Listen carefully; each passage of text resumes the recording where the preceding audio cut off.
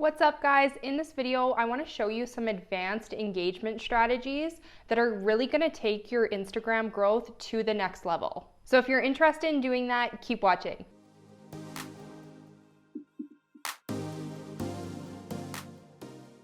Before we get into the tools and strategies that I'm going to show you on how to engage properly, how to find prospects, and how to get actual sales through engagement, what I want to do is explain to you why engagement is so important.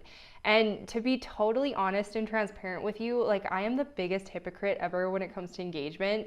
I know it's important. I've seen the numbers. I fully realize how important engagement is, and I am the worst at it. I'm terrible. My Instagram account has over 7,000 followers and my engagement is embarrassing. Okay, so if you're struggling with engagement, don't worry, I'm in the same boat, but we're fixing it, okay? We're fixing it. I'm sure some of you guys watching this, you always knew that you wanted to be a content creator and you wanted to be on YouTube, or you wanted to be Insta famous or TikTok famous or whatever that looks like. But some of you guys maybe had no intention of doing that. You're not happy about it, but it's what you need to do to grow your business. So you're kind of just sucking it up and doing it. And I don't know about you, but I was more on the latter side of that, where I had no intention of ever having a YouTube channel, and I've only ever had Instagram for business.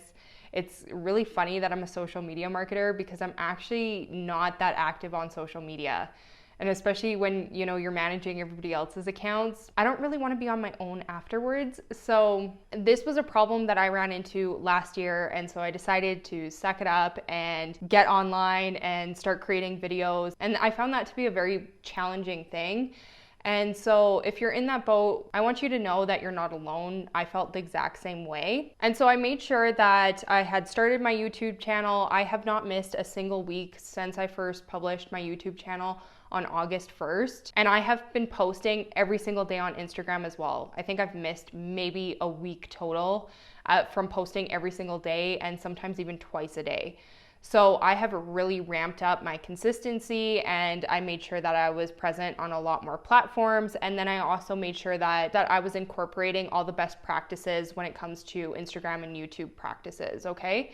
And so the one thing that I have been horrible at is engagement. And my reasoning for not wanting to commit to engagement had to do with the fact that, I have an established business. I am dealing with actual companies. And when I'm not looking after my clients themselves, I'm involved in sales and finding new clients to add to my clientele. So that comprises most of my day. And by the time all of those things are said and done, then on top of it, I have to have content creation for my own business. And then after that, I'm usually tired. I usually just want to go to bed. And so I've been telling myself for the past, 6 months or longer that engagement is not a priority and I don't need to worry about it. I know why I gave that excuse. I know why I have that reasoning. But at the end of the day, engagement is a huge factor to your social media growth, whether you like it or not, whether you agree with it or not, whether you think you have time for it or not. And the reality is, if you're a digital marketer like I am, and you are trying to establish an online presence,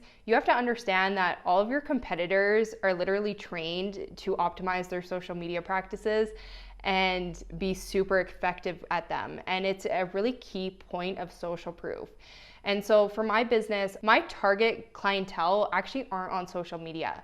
And so you might be wondering, okay, well then why do you care about having a social media presence? But the reality is, a lot of my clientele, their customers are on social media. So it's important for me to connect with social media users directly so that I can better understand what they need, because that helps me with my clients. But in terms of my clientele directly, they're not on social media. So I know that's kind of like a weird scenario, but that's just how my targeting is. And so it's still important for me to be on social media because it helps me do my job more effectively, and it also gives me more room to be more creative and try different things, and it helps me understand you guys a lot better and connect with you. Now, like I said, my particular niche is very competitive. We're all trained to do really well on social media. We're all trained to do the best practices and all of that. And the reason why I'm bringing that up is while that's important in my business, it doesn't necessarily mean it's important in your business. In fact, now while that might be true in my industry, it's probably not true in your industry, which is really good news for you. Industries that are really saturated, that need to concentrate on really high performance in terms of social media, are fashion brands, social media marketers, and other saturated B2C businesses. The engagement tools that I'm going to share with you are specifically for you overachievers, or those of you who really need to crack down on your social media practices in order to see the growth that you want to. And I want to show you my analytics after only 3 days of engaging. And honestly, I wasn't even spending a ton of time engaging. I decided to split it up in 3 different parts of my day. So I wake up in the morning and I engage for a few minutes. So maybe I leave like 10 comments. And then for lunch, I take a break, and I also make sure that I do the same thing as I did in the morning and just leave a few comments on different pages. And then I do the exact same thing before I go to bed. Engaging inflates your post interact. So let's take this post for example. This post was done on day 2 of my engaging practices, and it's actually the post that has the most engagement in the last 7 days. So this is the power of engaging and spending a little bit of time. So like I said, I'm not spending nearly enough time, and I really need to do a lot of work to recover my engagement, and that's probably going to take a couple months. But if you're starting a new account, this is really going to help your account grow at a lot faster rate. Spending a little bit of time 2 or 3 times a day to leave 10 comments, it doesn't need to take up a huge portion of your day, but it's really going to help your account grow. Now, this is also important in terms of support. If you can find indirect competitors and make friends with them and share different business practices and maybe shout each other out, once again, this is really helping your reach. It's really helping you grow, and you're also relating to people who deal with the same problems as you do. When I was first getting started online many years ago, oh wow, that's been many years already. Oh. Anyway, when I was first doing that, I actually felt very threatened by connecting with my direct competitors. If somebody else was a social media marketer, I had an attitude towards them, you know? And honestly, that was not the right perception, because a lot of these people are struggling with the exact same things you are. And if you're in social media marketing specifically, you already know that a lot of social media marketers offer different services to different target audiences and all these different things. So the chances of that person targeting the exact same clients that you target really isn't that high to begin with. But like I said, they can still offer that support through engaging with you or connecting on your account, or you can shout each other out, and you can really develop some strong friendships that way as well. And this works really good if you're a brick and mortar business. Like I said, you know, if you're I don't know, operating in California and another business owner that runs the exact same type of business you do is operating in Oregon, then, you know, you guys aren't direct competitors at all, but you can still lean on each other in terms of, hey, I tried this and it worked really well for my business. I think you should do that too, right? There's no harm in doing that. And actually, it's a really good thing to do. So don't be afraid to talk to indirect competitors or people who are outside your area of service, because they can really help you in terms of feeling supported and also problem solving, because you guys are all dealing with the same sort of problems. Now, while engaging with indirect competitors is a good idea, I prefer to still focus on finding prospects and people that are eventually going to buy my services. So I like to concentrate on business owners specifically. And in order to do that, I literally go on Instagram and I type in business accounts, because people who are following business accounts are likely interested in business topics because they are probably a business owner.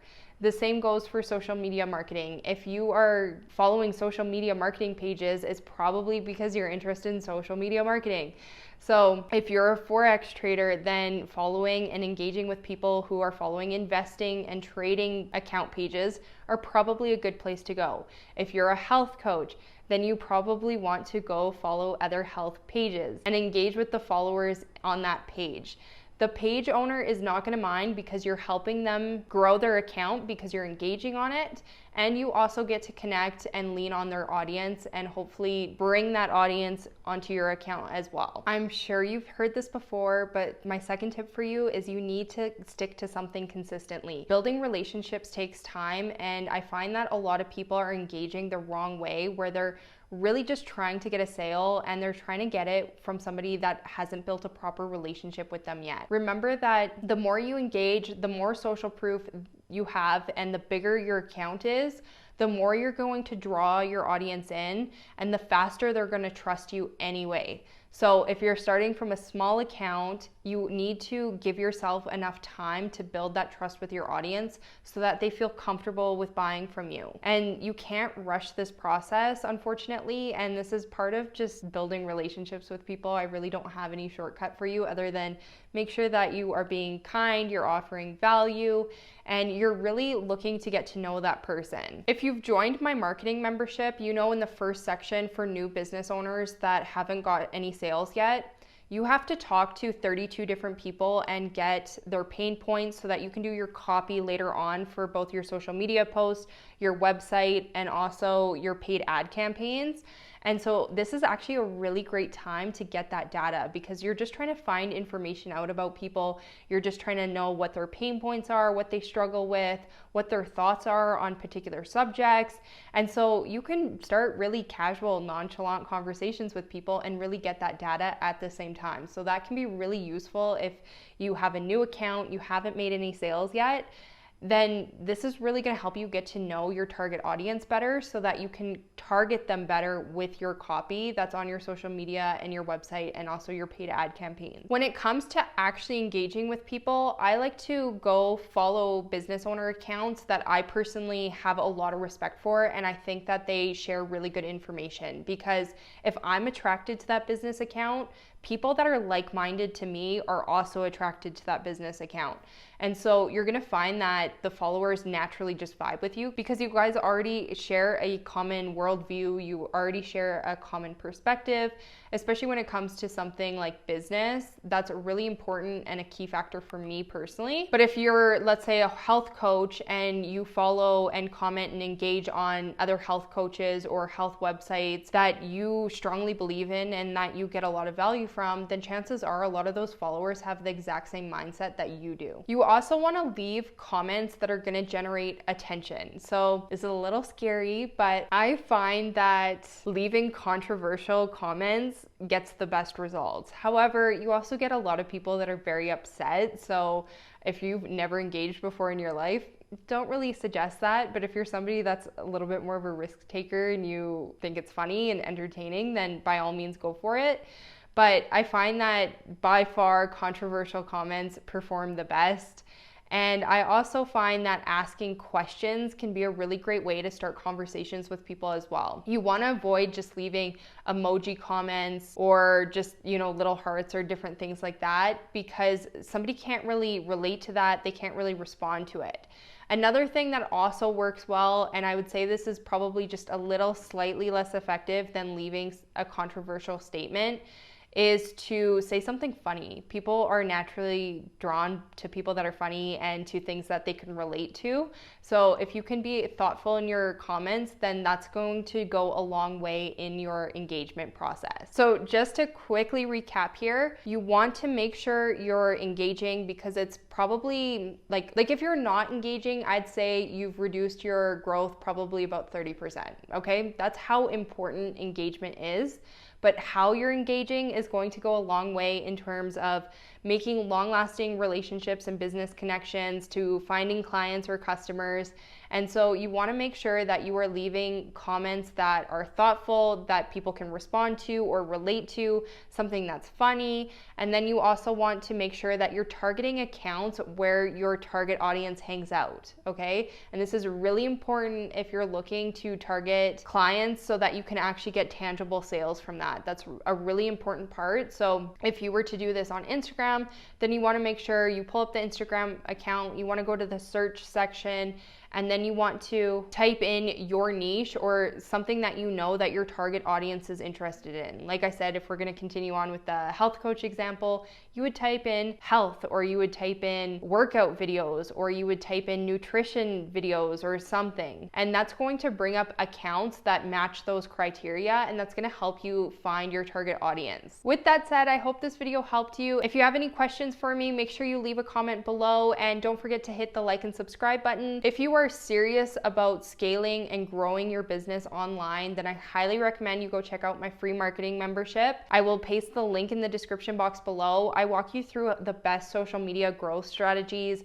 and I show you how to set up your content strategy and prime your audience to buy through your content.